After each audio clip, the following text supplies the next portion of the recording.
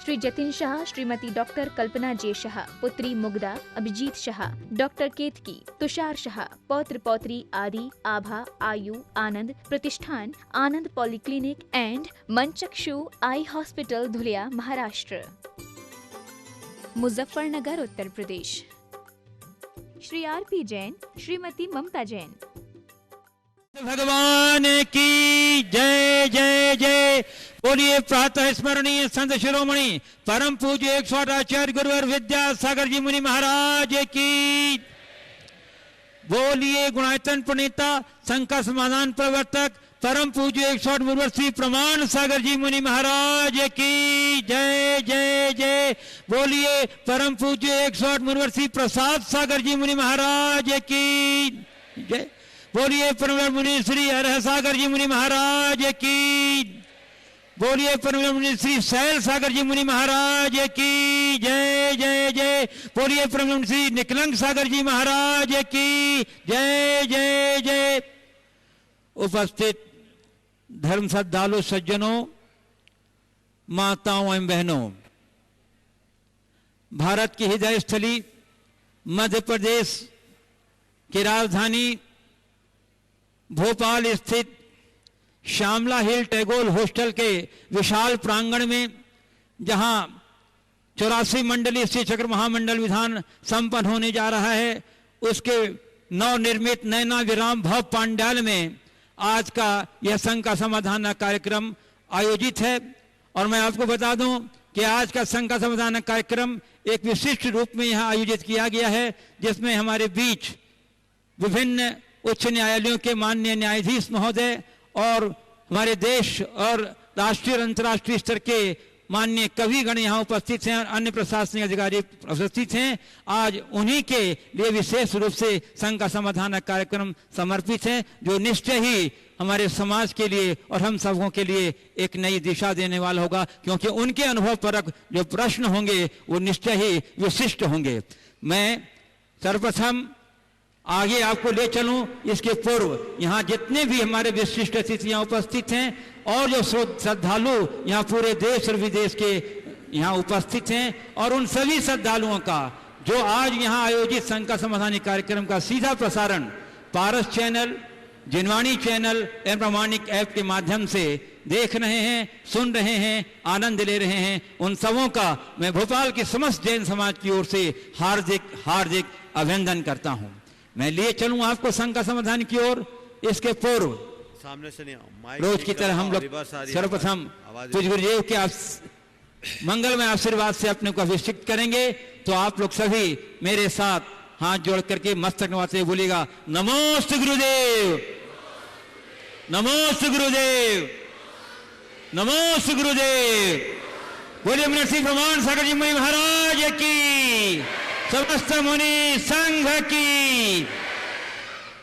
और बंधुओं, जैसा कि आप लोग को विदित है कि भोपाल के इस पावन धरा पर आज से 84 मंडलीय श्री चक्र महामंडल विधान यहाँ अपूर्व धर परवाना के साथ प्रारंभ हुआ है। मैं आपको बता दूं कि इसके पूर्व भी 84 मंडलीय संस्कृत यह विधान 52 जाति क्षेत्र पर हुआ था, लेकिन मैं आपको बता दूं वो तो सिद्ध क्षेत्र था, तीर्थ क्षेत्र था, परंतु यहाँ यह जो अभियान आयोजित हो रहा है, इसने पूरे भोपाल को सिद्ध क्षेत्र तीर्थ क्षेत्र के रूप में परिणत कर दिया है। ऐसे पूर्व भावना के साथ यह विधान यहाँ प्रारंभ हो रहा है। वे बड़े सौभाग्यशाली हैं जो इस अनुष्ठान में भाग लेंगे, और मैं बहुत बहुत अनुभूत। पहले बुला लो इन लोग।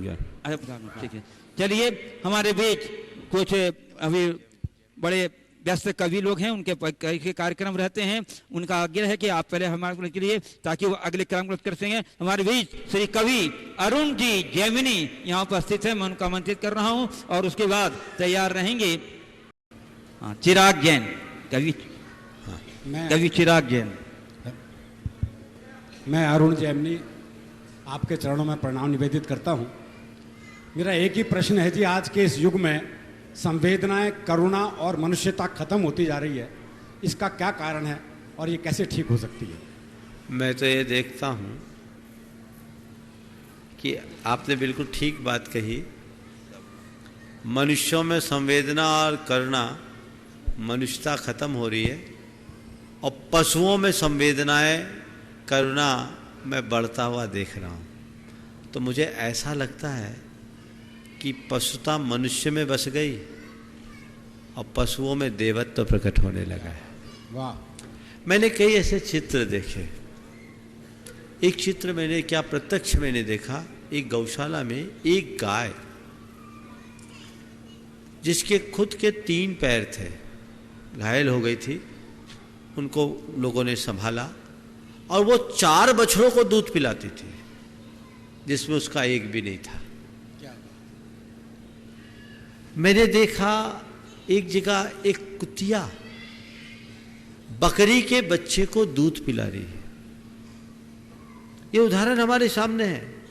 हुआ ये था कि वो बकरी की मां मर गई, मेमने को दूध से बोतल से दूध पिलाते देखी तो कुतिया रोज आती, सुबह शाम अपना दूध उस बच्चे को पिला, बकरी के मेमने को पिला के जाते। तो मुझे बड़ा अटपटा लगता है, आखिर ऐसा हुआ क्यों? इसकी सबसे बड़ी वजह मुझे दिखती है, वह है बढ़ती हुई उपभोक्तावादी मनोवृत्ति। इस उपभोक्तावादी मनोवृत्ति से अगर सबसे ज्यादा कुछ प्रभावित हुई तो वो हमारी संवेदना है। इस संवेदना को जागृत करने के लिए हमें अध्यात्मवाद की ओर बढ़ना होगा। हमारा अध्यात्मवाद हमें कहता, आया तुला पयाशु, सबको अपने समान देखो, आत्मोपौम्य की दृष्टि से देखो, केवल अपने नहीं अपनी तरह औरों के भी प्राणों को देखो। लेकिन उपभोक्तावाद कहता है दुनिया जाए भाड़ में, अपना मतलब साधो। ये प्रवृत्ति जब तक हम नहीं बदलते तब तक कुछ परिवर्तन नहीं होगा। तो हमें चाहिए कि हम अध्यात्मवाद की ओर आगे बढ़ें।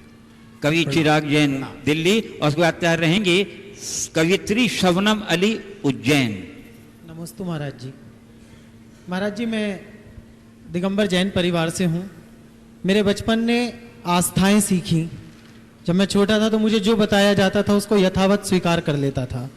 जब पढ़ना सीख गया, कुछ किताबें पलट ली, तो मेरा कैशोर्य तर्क से युक्त हो गया।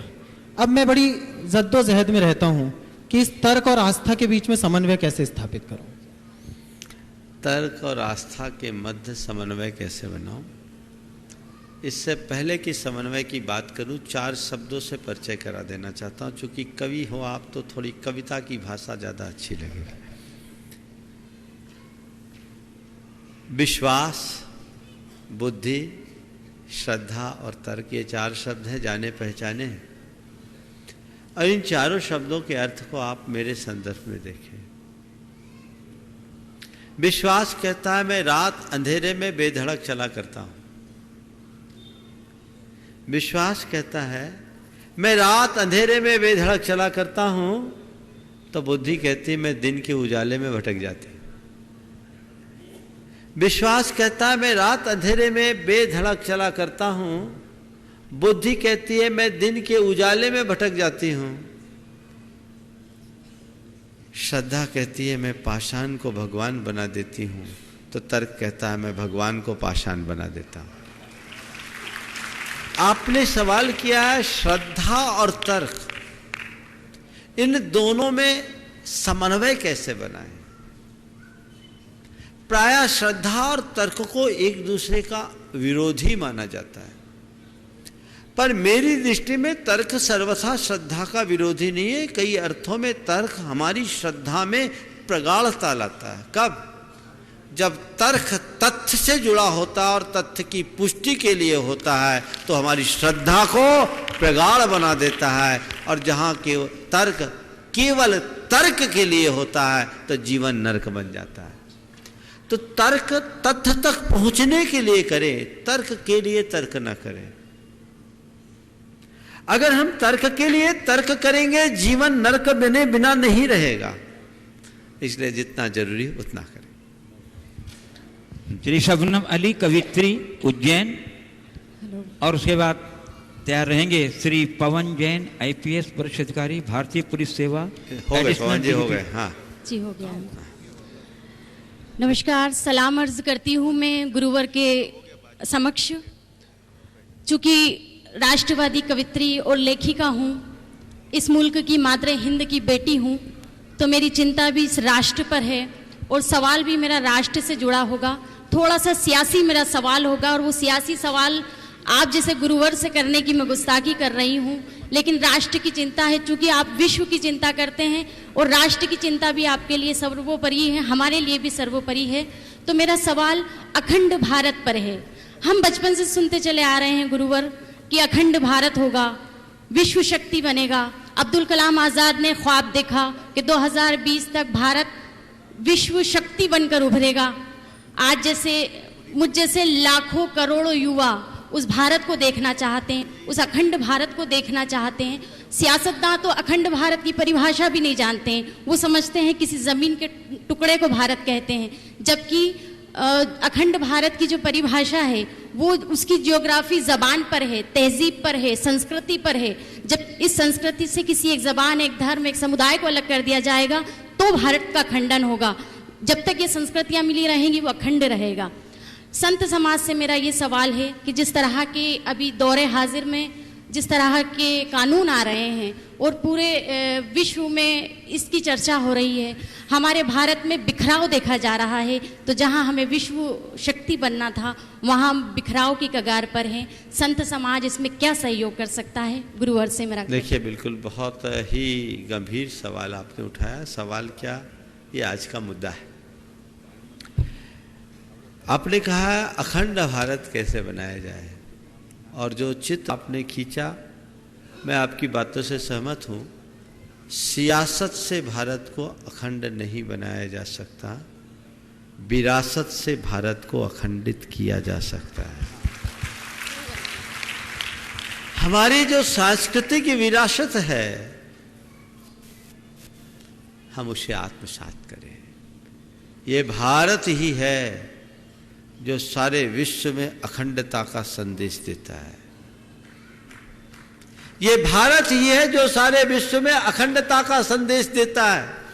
इस भारत से ही वसुधैव कुटुंबकम का संदेश अनुगुंजित हुआ है।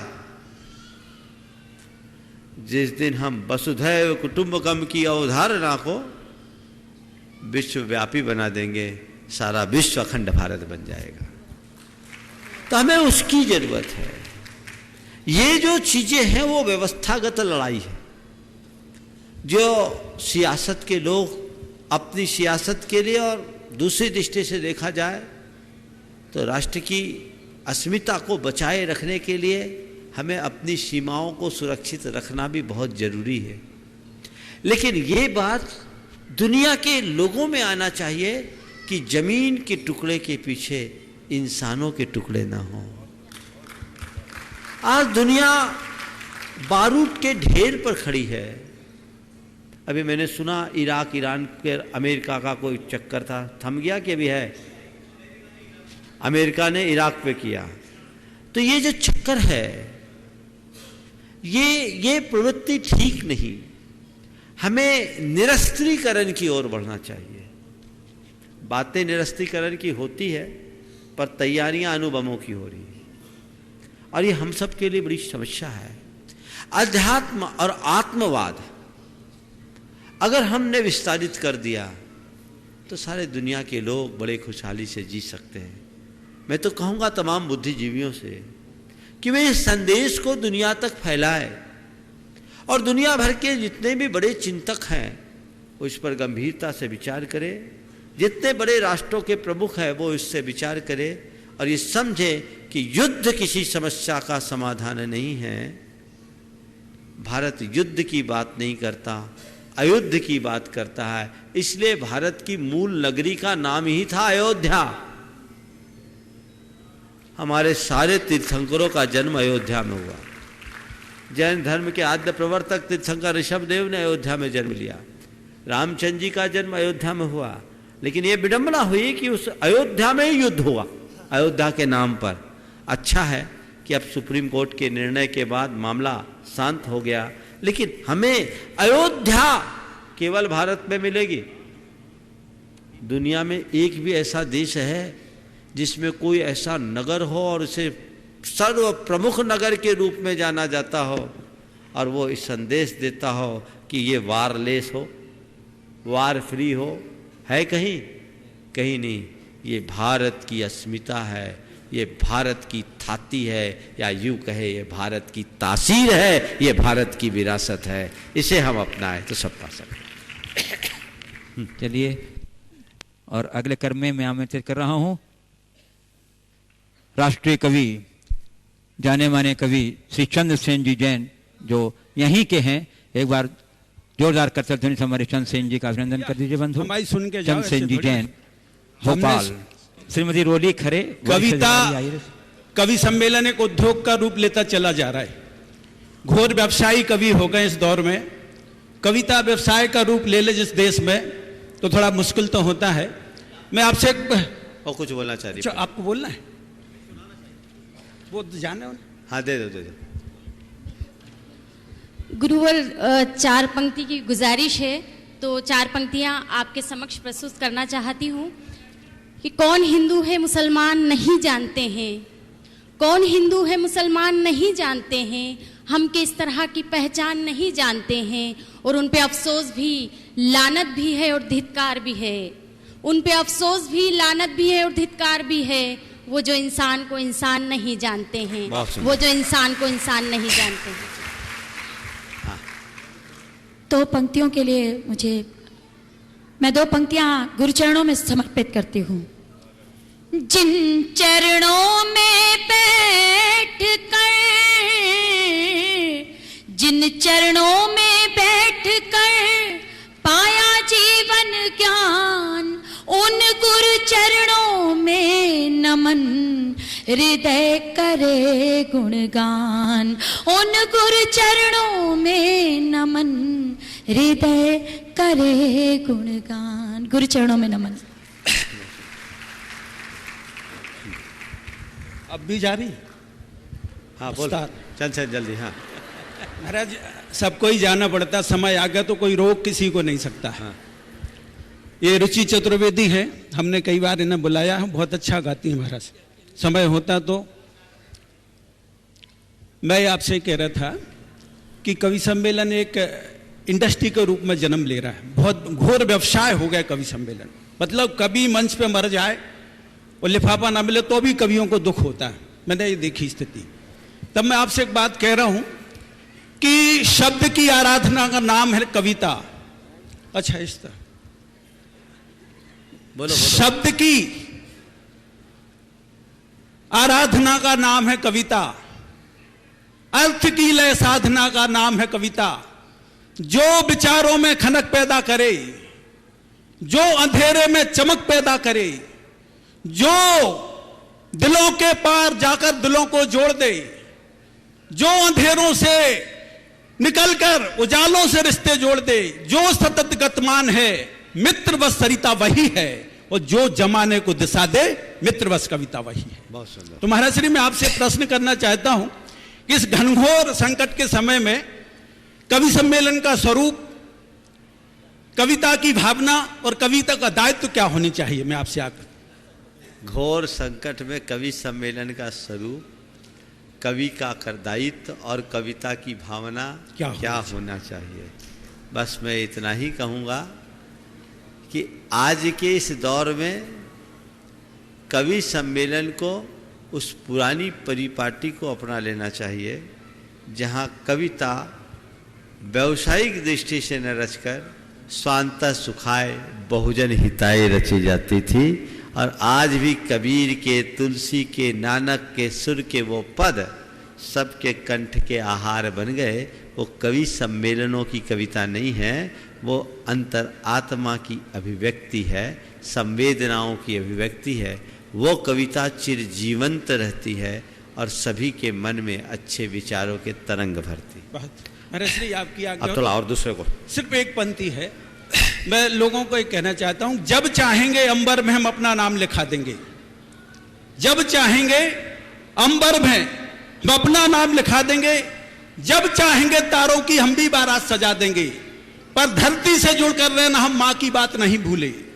धरती से जुड़कर रहना हम माँ की बात नहीं भूले, इसीलिए उड़ने को मित्रों हमने पंख नहीं ढूंढे। बहुत सुंदर। नमस्ते। Shri Anup ji Jain, IRS। Joint commissioner income tax Bhopal, और उसके बाद तैयार रहेंगी श्रीमती रोली खरे, वरिष्ठ अधिकारी IRS भारतीय राजस्व सेवा भोपाल में एडिशनल कमिश्नर इनकम टैक्स। गुरुजी नमोस्तु महाराज। गुरुजी मेरी शंका नहीं है, आपके सामने से बहुत सारी शंकाओं का समाधान हो गया। मेरा आपसे एक मार्गदर्शन है। आज वर्तमान युग में हमारे गुरु आचार्य विद्यासागर राष्ट्र और उनकी सीमाओं से परे होकर विश्व संत बन चुके हैं, और भीड़ या आस्था का इतना सैलाव है, और हर आदमी एक श्रद्धा रखता है कि गुरु के दर्शन थोड़े नज़दीक से हो जाएं। पर गुरुजी हम जैसे लोग जिनको बड़ा सौभाग्य मिला कि मैं IRS बना, और IRS बनने का सबसे बड़ा लाभ ये हुआ कि मैं गुरुजी के पास तक पहुंच पाता हूं। लेकिन ऐसे बहुत सारे लोग हैं, ना तो IRS है, ना IAS है, ना जजे हैं, जो गुरुजी के निकट नहीं जा पा रहे। करीब 20 फुट दूरी से एक समय था 2005, 7, 10 तक गुरुजी के पास लोग जा पा रहे थे। महाराज कोई ऐसी व्यवस्था बताएं हमारे। एक बात बता रहा हूँ, ये तो गनीमत है कि गुरुजी के इतने पास पहुँच जाते हो, भगवान के तो इतने पास भी नहीं जा सकते। हमारे तीर्थंकरों के स्पर्श तो गणधर भी नहीं कर पाते, उनका तेज इतना होता है। थोड़ा देखो, हजारों लोग आते हैं, हर कोई उनके निकट जाना चाहता है, कहाँ संभव।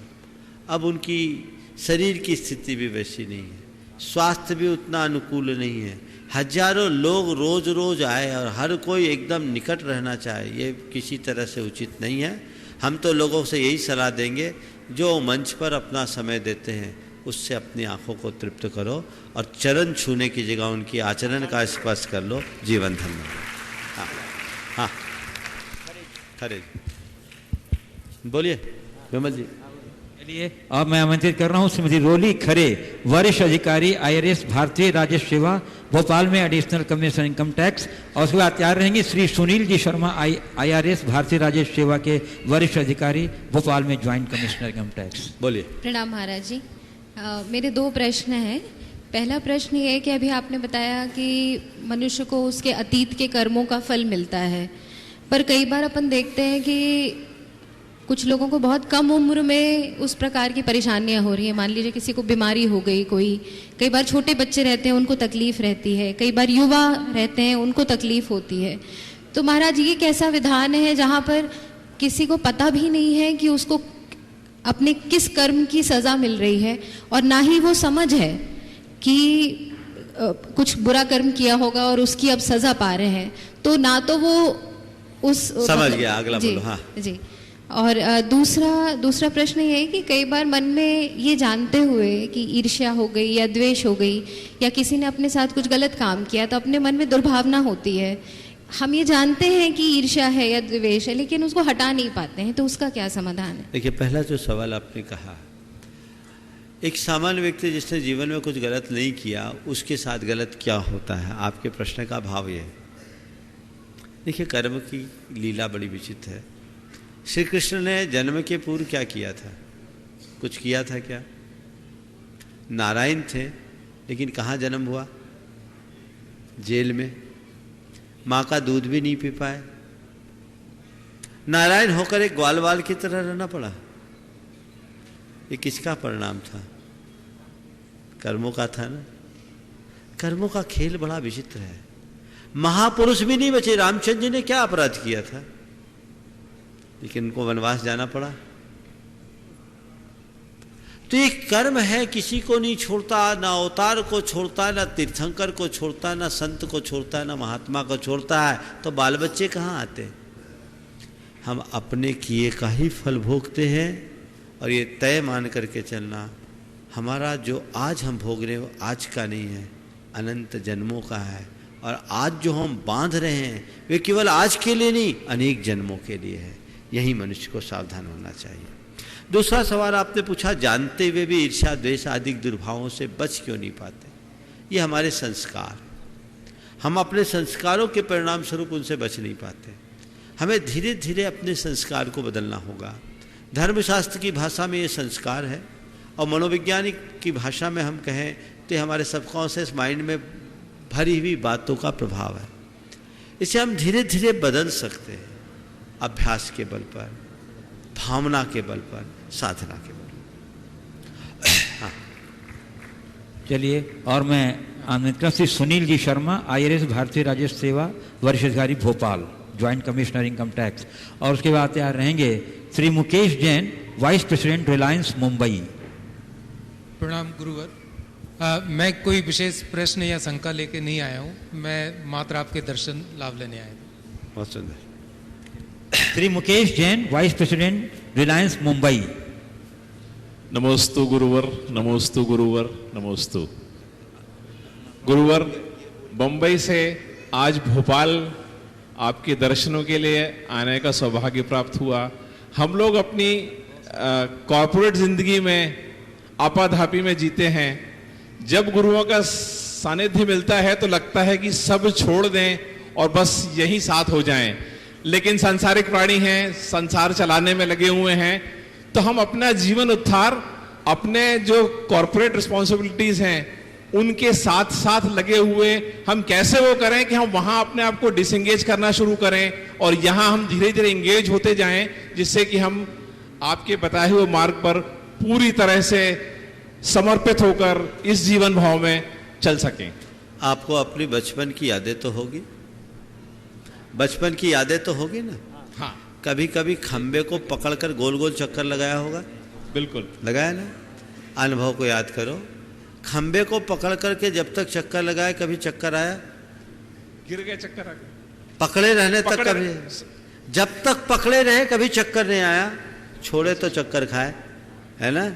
तो मैं कह रहा हूँ चक्कर लगाना तुम्हारी नियति है, लगाओ, कोई दिक्कत नहीं, चाहे कारपोरेट जगत में कहीं भी रहो, जितना चक्कर लगाना है लगाओ, धर्म के खंबे को पकड़े रहो, कभी नहीं चकराओगे, जीवन सुरक्षित बन जाएगा। यही एक रास्ता। अन्य जिज्ञासुओं को आमंत्रित करते उसके पूर्व कुछ आवश्यक घोषणा। श्री JK जैन साहब, ज्वाइंट कमिश्नर भोपाल, इन्होंने विधान के लिए त्यागी व्रती भोजन व्यवस्था के लिए 51,000 रुपये की राशि की घोषणा दी है। जोरदार अभिनंदन कर दीजिए। और एक बहुत ही आवश्यक सूचना है कि यहाँ पंडाल के निकट कार्यालय के पास प्रतिदिन स्वर्ण प्राशन संस्कार प्रातः 10 बजे से 1 बजे तक पिलाया जाएगा। अंग्रेजी और मांसाहारी दवाइयों का विकल्प समाधान भी आपको वहाँ मिलेगा और निःशुल्क रंग चिकित्सा भी मिलेगा। और मैं आमंत्रित करता हूँ श्री योगीश जी जैन वंदना, जो मध्य भारत के गुणायतन के अध्यक्ष हैं, भोपाल के निवासी। योगेश जी वंदना।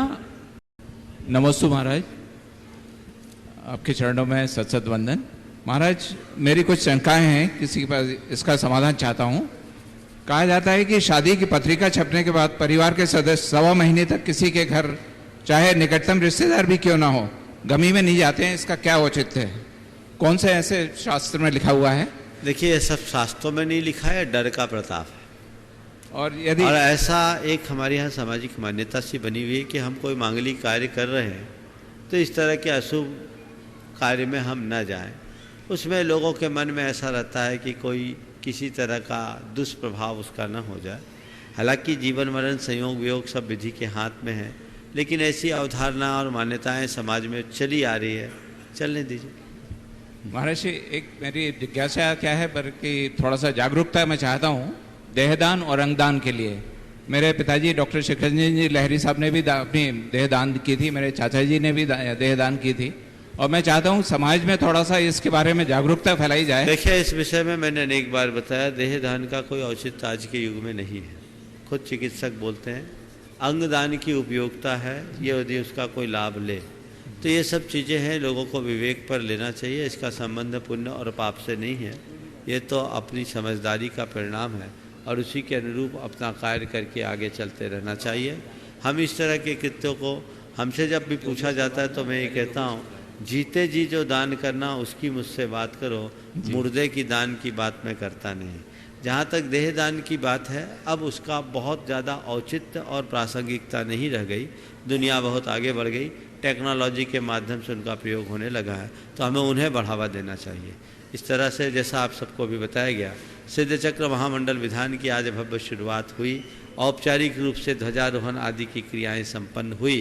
कल से यहाँ मंडल विधान ठीक 6:30 बजे से आप सब लोग यहाँ आकर के लाभ लेंगे और भाव विशुद्धि के साथ उस विधान का पूर्ण आनंद लेंगे, जिससे अपने जीवन का लाभ होगा।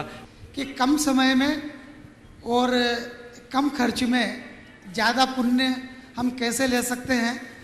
यानी सुबह उठने के बाद हम 1 घंटा देना चाहें, रात को सोने से पहले 1 घंटा देना चाहें, तो हमारी प्रायोरिटी क्या हो?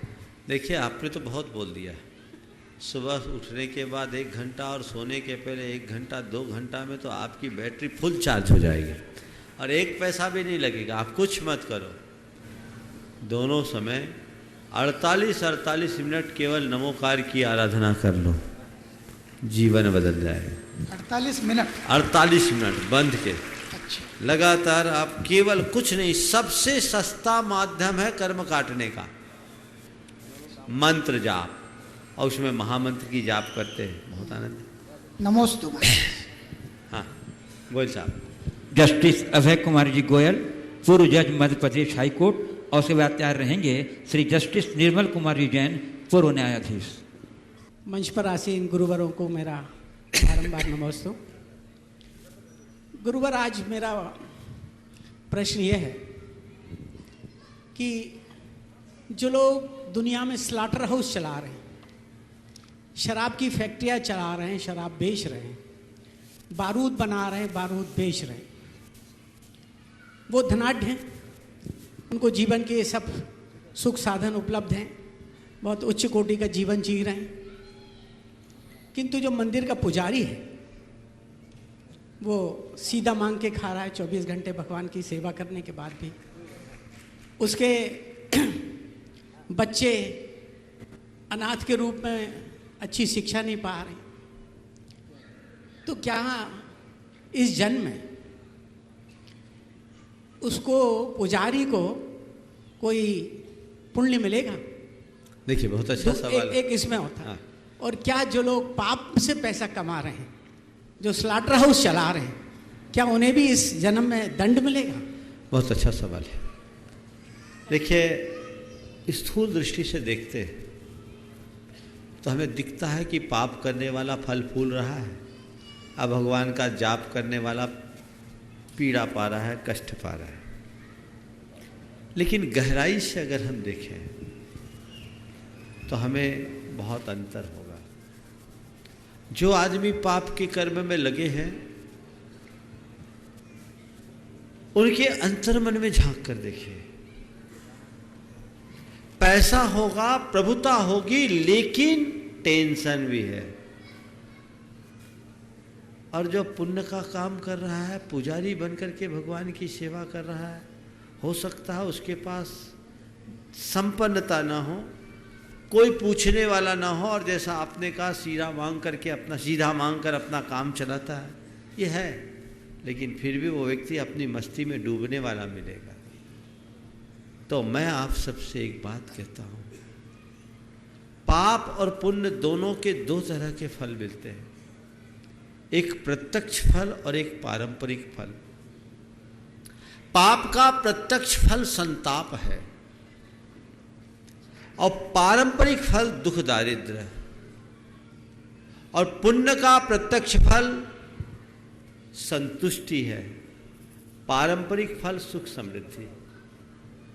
जब हम अपने अनुभव को देखें, कोई व्यक्ति बुरा कार्य करता है, जब भी बुरा कार्य कोई करता है तो उसके मन में हल्का मलाल होता ही होता है, और अच्छा कार्य करे तो प्रसन्नता होती है या नहीं होती? होती है ना। तो ये पाप और पुण्य के प्रत्यक्ष फल का उदाहरण है। पारंपरिक रूप से सुख समृद्धि और दुख दारिद्र्य पुण्य और पाप के फल है।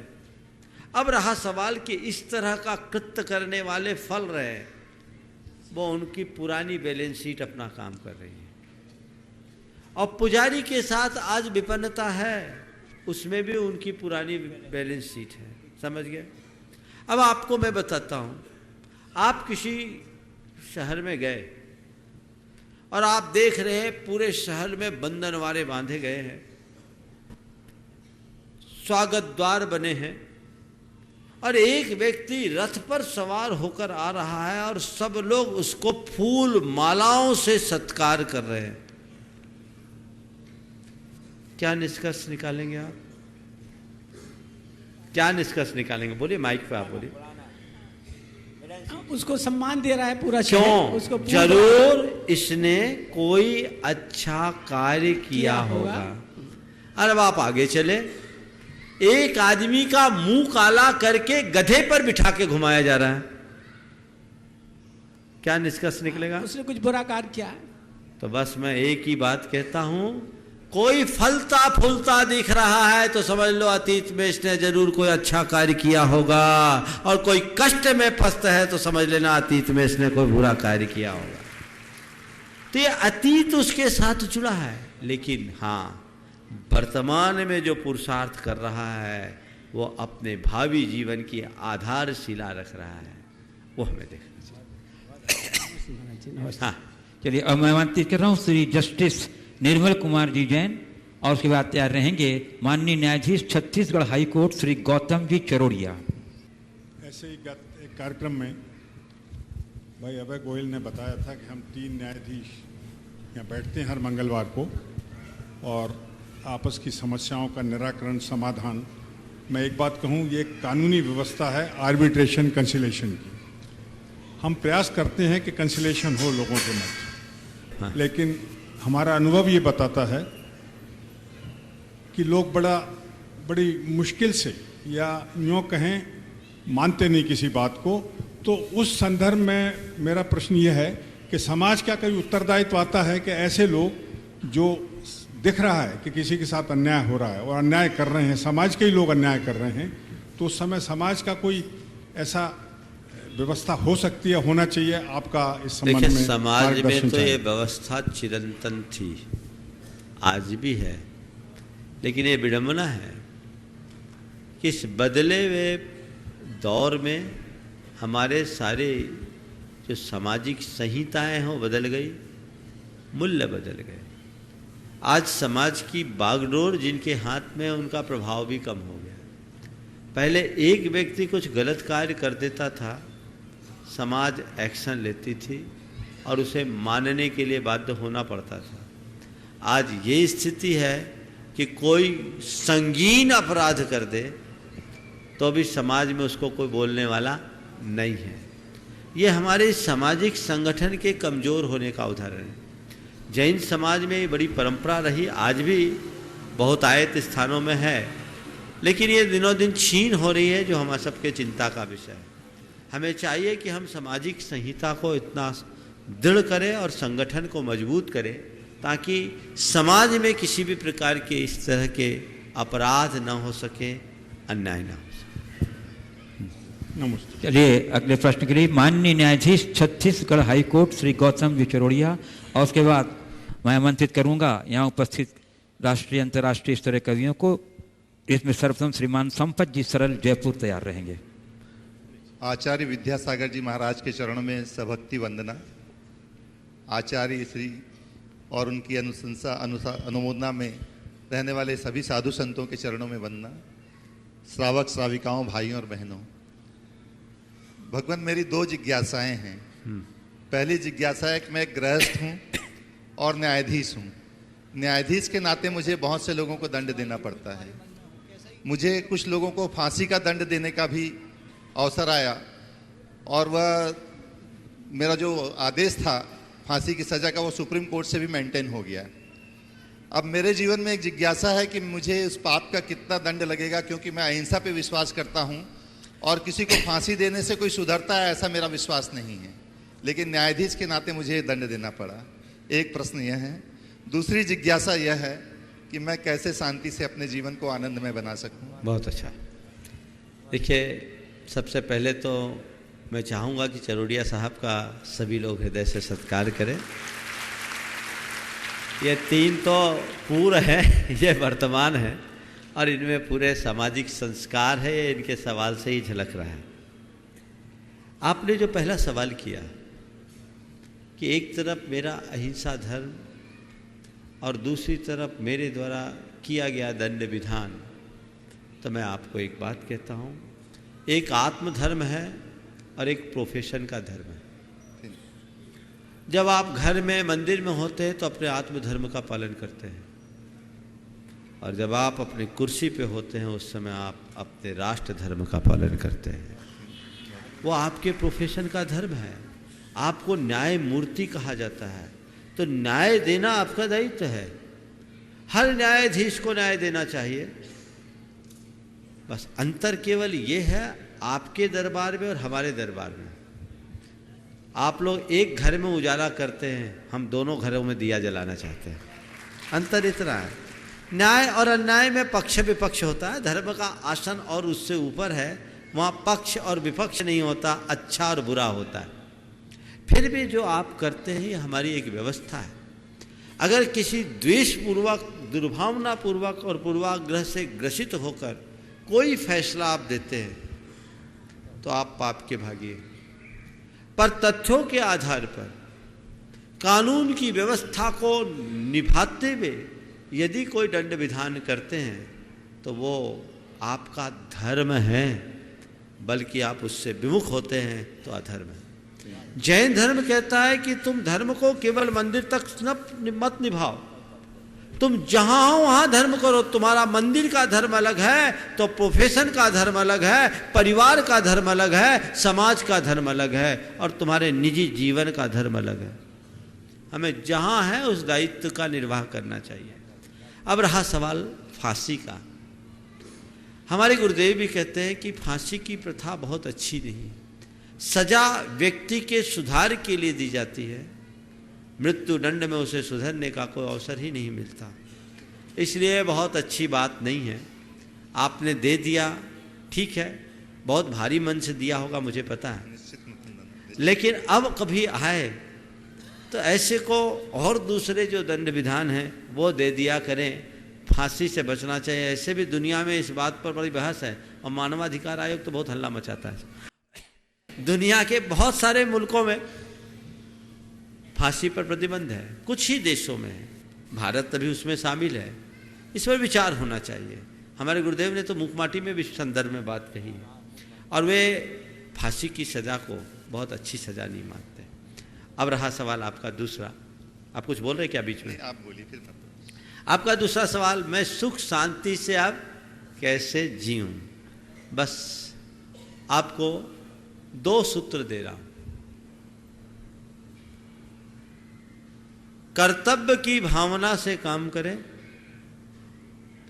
कर्ता बुद्धि मन में न रखें।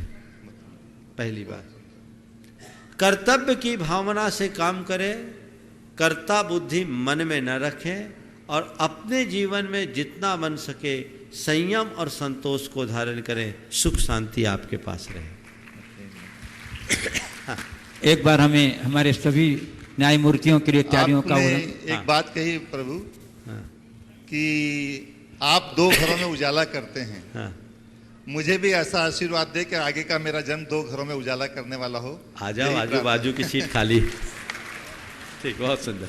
एक बार हम हमारे सभी न्यायमूर्तियों के विशिष्ट योगदान के लिए आप 2000 करतल ध्वनि सुन अभिनंदन कर दीजिए। और अब मैं अगले जिज्ञासु को मैं आमंत्रित कर रहा हूँ, कवि श्रीमान संपत जी सरल जयपुर। और बता दूं, कवियों के लिए तालियां उनकी खुराक होती है, इसलिए आप लोग तालियों में कोई के पढ़ना मत कीजिएगा। एक बार जोरदार करतल ध्वनि सुन का अभिनंदन करें। मैं संपत सरल हाशिव्यंग का कवि जयपुर रहता हूँ। तो सबसे पहले तो आपको प्रणाम करता हूँ। 2 सवाल मुझे पूछने थे। एक का तो न्यायाधिपति ने जो सवाल किया उसी में समाधान मुझे मिल गया, जब आपने ये कहा कि धर्म का आसन न्याय से ऊंचा होता है। ये मैंने साक्षात देखा। हम देश भर के कवि यहाँ आए हैं। इन दिनों जो देश में NRC, CAA या NPR तमाम मुद्दे चल रहे हैं, लेकिन इन्हीं कवियों में एक शबनम अली भी बैठी है। उसने आपसे आशीर्वाद लिया और आपने जो साहित्य भेंट किया वो भी सर से लगा के लिया। तो धर्म के आधार पर किसी तरह का भेदभाव आपकी धर्म संसद में नहीं है। ये संदेश पूरी दुनिया तक जाना चाहिए। दूसरा जो सवाल मैं निवेदन करूं, विद्यानिवास मिश्र एक हिंदी साहित्य के बड़े लेखक हुए। उन्होंने एक लाइन लिखी एक निबंध में कि विज्ञान के अंतिम छोर पर एक गहरा गड्ढा है, विज्ञान के बिना काम भी नहीं चलता। और उसने जीवन में हमारे कितना हस्तक्षेप कर दिया कि जीवन असहज हो गया। परमाणु बम के आविष्कार को भी एक बड़ी उपलब्धि माना जा रहा है। तो विज्ञान और अध्यात्म का संतुलन क्या गड़बड़ा रहा है और कितना होना चाहिए? मैं निवेदन। बहुत अच्छा सवाल। देखिए, पहली जो बात आपने कही कि हमें धर्म के स्तर पर भेदभाव नहीं रखना चाहिए, भारत की एक विशेष पहचान है। भारत में धार्मिक सहिष्णुता का पाठ सदियों से पढ़ाया गया और जैन धर्म तो अनेकांत पर विश्वास करने वाला धर्म है, जो कहता है केवल अपनी ही बात का आग्रह मत करो, सामने वाले की बात का भी सम्मान करना सीखो। धर्मो यो बाधते धर्म न धर्म सह कुधर्म तत् धर्मा विरोधी यो धर्म सधर्म सत्य विक्रम। एक धर्म अगर किसी दूसरे धर्म का विरोध करता है वो धर्म नहीं कुधर्म है। सच्चे अर्थों में वही सनातन सत्य धर्म है जो दूसरे धर्म का विरोधी ना हो। तो हमें धर्म के नाम पर कहीं किसी प्रकार के विरोध की बात कभी नहीं करना चाहिए। धर्म विरोधों को मिटाने का नाम है। विरोध करना धर्म का काम नहीं, धर्मांधता का काम भले हो जाए।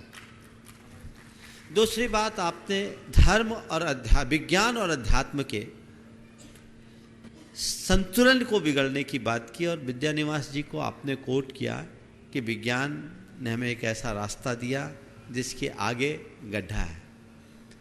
और मैं बोलता हूँ वो रास्ता हमारे लिए खतरनाक नहीं है, गड्ढा है, रहने दीजिए। पर धर्म एक ऐसा माध्यम है जो उस गड्ढे पर पुल बन जाता है और उस गड्ढे को पार करके हम अपने आगे का सफर तय कर सकते हैं। दोनों में एक अंतर है, धर्म अध्यात्म और विज्ञान की निष्पत्तियों में। विज्ञान प्रयोग पर विश्वास करता है और धर्म या अध्यात्म अनुभूति पर बात करता है। विज्ञान के प्रयोग रोज बदलते हैं, लेकिन धर्म या अध्यात्म की निष्पत्तियां शाश्वत है, चिरंतन है, क्योंकि वो अनुभव से निकली हुई। और अनुभव अर्जित संपदा का एक अलग महत्व होता है। जहां तक विज्ञान के विरोध करने की बात है, मैं कतई नहीं मानता। यदि धर्मी व्यक्ति विज्ञान का इस्तेमाल करेगा तो सारी दुनिया का कल्याण करेगा। ये आरोप गलत है कि विज्ञान ने केवल विनाश किए। यथार्थ देखा जाए तो विज्ञान के द्वारा तैयार माध्यमों से धर्म भी आसान हुआ। अभी हम आप जो ये चर्चा कर रहे हैं ना, उसमें विज्ञान माध्यम है और इसी टेक्नोलॉजी का फल है कि बात यहाँ हो रही है और 7 समुंदर पार लोग सुन रहे हैं। विज्ञान बाधा कहाँ है? विज्ञान ने हमें सुविधा दी पर समझ नहीं दे सका, संयम नहीं दे सका। विज्ञान से सुविधा लें और धर्म अध्यात्म से सही समझ और संयम ले आए। संयम, समझ और सुविधा का समागम हो, जीवन का उत्कर्ष होगा, जीवन की समुन्नति होगी। इसलिए दोनों को साथ साथ लेकर चलें। अगले क्रम में हमारे बीच उपस्थित हैं कवि श्रीमान पवन जी जैन, एडिशनल डीजी मध्य प्रदेश। जोरदार कर्तव्य वंदन कर दीजिए बंधु। और उसके बाद तैयार रहेंगे श्री कवि श्रीमती रुचि चतुर्वेदी आगरा। नमस्ते महाराज जी। चतुर्वेदी आगरा। मैं बचपन में अपने जब राजस्थान के एक छोटे से कस्बे में पढ़ता था, तो हम लोग जब स्कूल में जाते थे तो सामान्यतः जो दूसरे विद्यार्थी होते थे, जो नहीं होते थे, वो उनके बारे में जैन धर्म की परिभाषा इतनी थी कि जैन वो होते हैं जो पानी छान के पीते हैं और रात को भोजन नहीं करते। लेकिन वर्तमान दौर में वो परिभाषा ये हो गई है कि उसको विज्ञान, चिकित्सा विज्ञान, हमारे नेचुरोपैथ के लोग ये कह रहे हैं कि अगर आपको स्वस्थ रहना है तो आप पानी छान के पिए। अब छन्ने की बात नहीं है, वो आरओ फिल्टर की बात करते हैं। और अगर किसी नेचुरोपैथ के पास जाते हैं तो वो ये कहते हैं कि अगर आपको स्वस्थ रहना है तो आप सोने के 4 घंटे पहले भोजन कर लीजिए। तो जैन धर्म की जो एक सबसे बड़ी मान्यता थी, उसको पूरा विज्ञान तो स्वीकार कर रहा है। आज जब दुनिया में हिंसा की बात आती है तो लोग कहते हैं कि अहिंसा की जो है भूमि वो भारत है। लेकिन ये क्या कारण रहा महाराज जी कि जो धर्म वैज्ञानिक है, जो अहिंसक है, वो उस रूप में नहीं फैल पाया? उसके जानने वाले, मानने वाले बहुत सीमित क्यों रह गए? बहुत अच्छा सवाल। जैन धर्म एक ऐसा धर्म है जो हर व्यक्ति के जीवन का उत्कर्ष करा सकता है, बल्कि ये जैन धर्म बन सकता है। ये हमें एक ऐसी जीवन शैली देता है जिससे हम स्वस्थ, संतुलित, सहज और सुखी जीवन जी सकते हैं और दुनिया को आज इसकी बड़ी आवश्यकता भी है। लेकिन आपकी ये चिंता बहुत सही है कि ये बहुत थोड़े लोगों में सीमित रह गया और इसकी वजह 2 दिखती है। एक तो ये कि हमने जैन धर्म के मूलभूत तत्वों को गौण करके अपने रिचुअल्स पर इतना ज़्यादा बल दिया जिससे लोगों के मन में धारणा बन गई कि जैन धर्म बड़ा कठोर धर्म है। हमें जैन धर्म में जिस तरह की मूल्यपरक बातें कही गई है और हमारे व्यवहारिक जीवन को संतुलित बनाकर सहजता से जीने की बात की गई है, लोगों तक हमें वैसी व्याख्या करनी चाहिए एकदम सरलता से जैन धर्म का एक आम आदमी भी पालन कर सके। कहीं कठिन नहीं। मुझसे एक बार किसी ने पूछा कि महाराज जैन धर्म तो बड़ा कठिन है। हमने कहा किस तरह का कठिन है? जैन धर्म इतना सरल है कि कुत्ता बिल्ली भी पाल सकता है, तुम तो इंसान हो, सबको पालने की सुविधा है। जैन धर्म की विशेषता है जिसने कि एक चांडाल ने केवल एक दिन की हिंसा का त्याग किया था और उसे अहिंसा अनुव्रति कह दिया। ये जैन धर्म की पहचान है और उसका उद्धार हुआ। हमने इसे शास्त्रीय जटिलताओं में बांध दिया, नियमों के बंधन में इतना जकड़ दिया कि लोगों के लिए धर्म का पालन करना थोड़ा मुश्किल होने लगा। हमें आज बदलना होगा, धारणाएं बदलनी होगी। और दूसरी बात, जैन धर्म को ठीक तरीके से जितना हमें प्रचार प्रसार करना चाहिए था उतनी रुचि नहीं ली गई। अब ये टेक्नोलॉजी का युग आया है, लोगों के सोच में भी बदलाव आया है। हम सबको चाहिए कि हम लोगों तक ये बात पहुंचाएं कि इसका संबंध किसी मजहब से नहीं, इसका संबंध हमारे जीवन से है। यदि आप अच्छे तरीके से इसे अपनाते हैं तो आप ज़्यादा स्वस्थ रह सकते हैं, ज़्यादा सुखी रह सकते हैं, ज़्यादा खुश रह सकते हैं। तो लोग इसे जरूर अपनाएंगे। कवयित्री श्रीमती डॉक्टर रुचि चतुर्वेदी आगरा और उसके बाद तैयार रहेंगी कवयित्री श्रीमती सुदीप जी भोला जबलपुर। गुरु चरणों में प्रणाम करती हूँ। दो भाव हैं मेरे मन में। एक तो चूंकि मैं नारी हूँ, घर परिवार को देखना होता है, लेकिन काव्य पाठ के क्षेत्र में भी जाना है तो बाहर जाना होता है। एक पीड़ा मन में रहती है कि मैं अपने परिवार को उतना दायित्व का निर्वहन नहीं कर पा रही हूँ। ये पीड़ा लेकर कैसे उस पीड़ा से मुक्त होकर आगे बढ़ सकती हूँ। और दूसरा ये कि जब कभी जीवन में हमारे समक्ष एक से ज़्यादा पथ होते हैं तो हमें क्या विचार करना चाहिए, हम कैसे किस पथ पर आगे बढ़ें। बहुत अच्छा सवाल। देखिए, आपके पास प्रतिभा है और इस काव्य प्रतिभा के बल पर आप लोगों के जीवन में बदलाव ला रहे हैं, ये बहुत अच्छी बात है।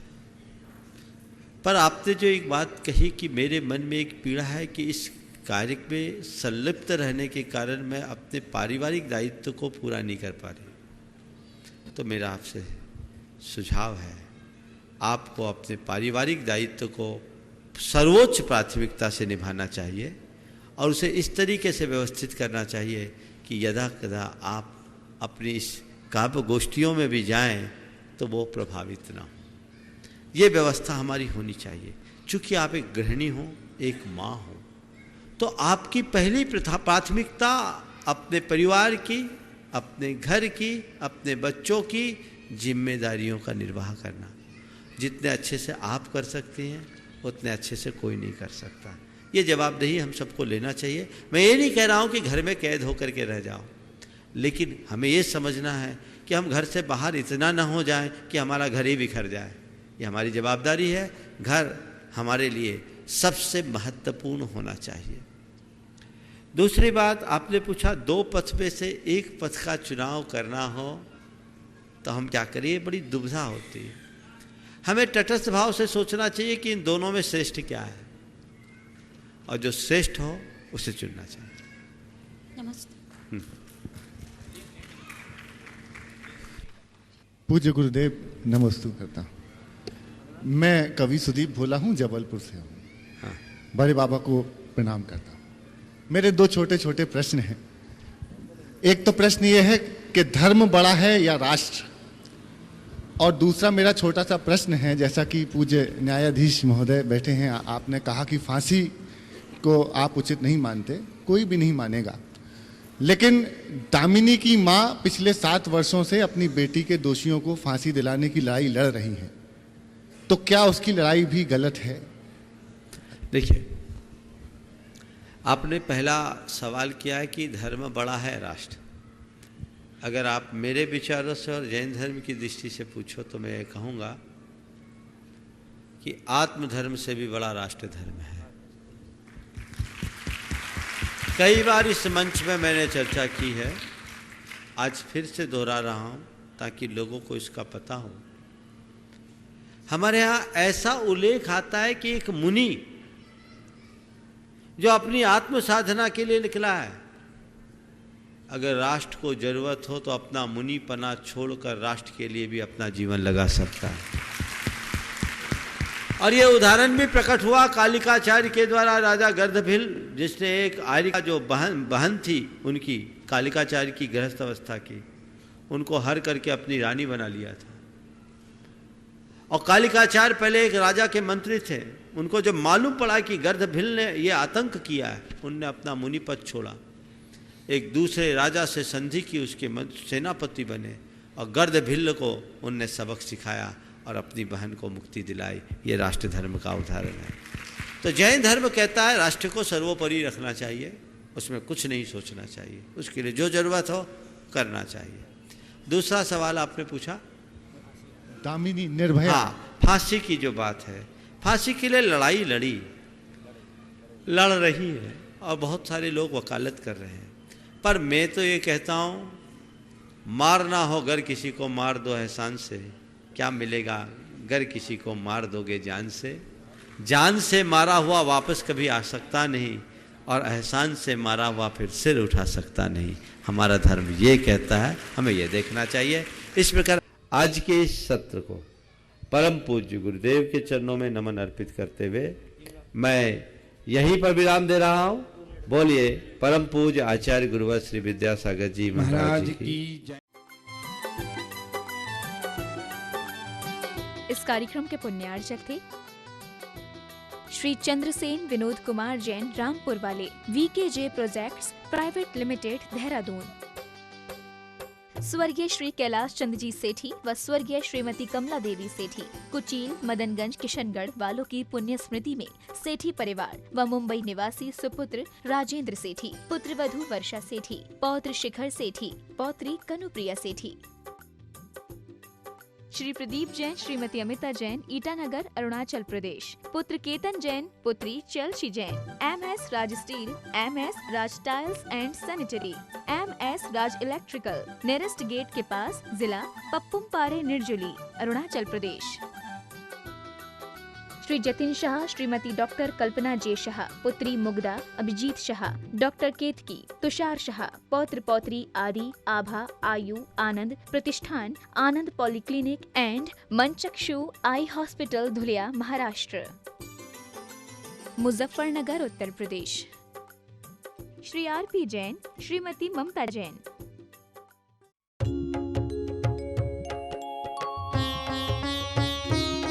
शक का समाधान।